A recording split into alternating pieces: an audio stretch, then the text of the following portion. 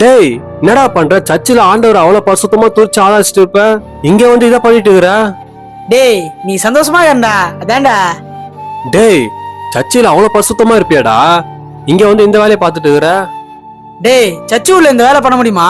ஆண்டவர் பாப்பாரா சர்ச்சு உள்ள. ஓ சரி. டேய், இங்க உட்காந்து அசிங்கமா சரக்கு அடிச்சுட்டு இருக்கிற, என் வண்டியில ஏறு, நான் உன சூப்பரோட இடத்துக்கு கூட்டு போறேன் சரக்கு அடிக்கிறதுக்கு. அப்படியேடா.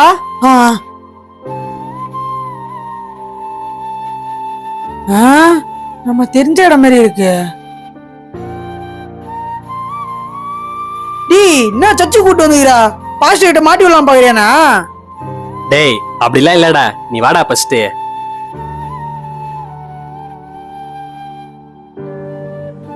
டேய் இது எப்படா சர்ச்சுக்குள்ள எடுத்துன்னு வரது? குடு, நான் அத்துன்னு வரேன், நீ வா.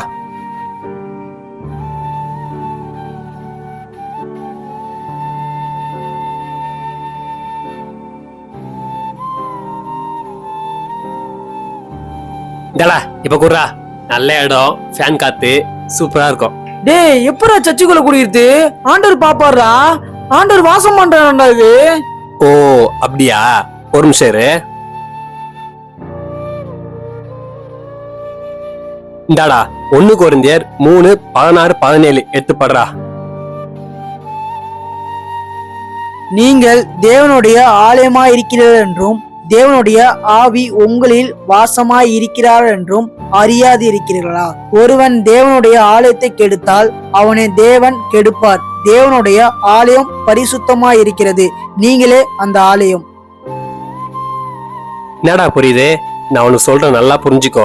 நம்ம தான் உண்மையான ஆலயமே, இந்த உடம்பு தான் உண்மையான ஆலயம். இந்த உடம்புக்குள்ளதான் ஆண்டவர் வாசம் பண்றாரு, சரியா? இது வந்து ஜஸ்ட் ஒரு பிரேயர் ஹவுஸ், ஜெப வீடு, நம்ம ஒன்று கூடி ஆராதிக்கிறது ஒரு இடம், அவ்வளவுதான் இது, ஓகேவா? ஆனா உண்மையான ஆலயம் நம்ம தான். இந்த ஆலயத்துக்குள்ளதான் ஆண்டவர் வாசம் பண்றாரு. ஒருவன் தேவனுடைய ஆலயத்தை கெடுத்தால் தேவன் அவனை கெடுப்பார். அத வந்து இந்த ஆலயத்தை சொல்லல, இந்த ஆலயத்தை சொல்றாரு. அதே போல இந்த பாவம் இல்ல, நீ எந்த ஒரு பாவம் செஞ்சாலும் புரிஞ்சுக்கோ, அந்த பாவத்தை நீ சர்ச்சில் தான் செய்யற, ஆலயத்துல தான் செய்யற, ஆண்டவர் வாசம் பண்ற இடத்துல தான் செய்யற. ஆண்டவர் அதை பார்த்துதான் இருக்கிறாரு, நல்லா புரிஞ்சுக்கோ. டேய் அது கொஞ்சம் கூட.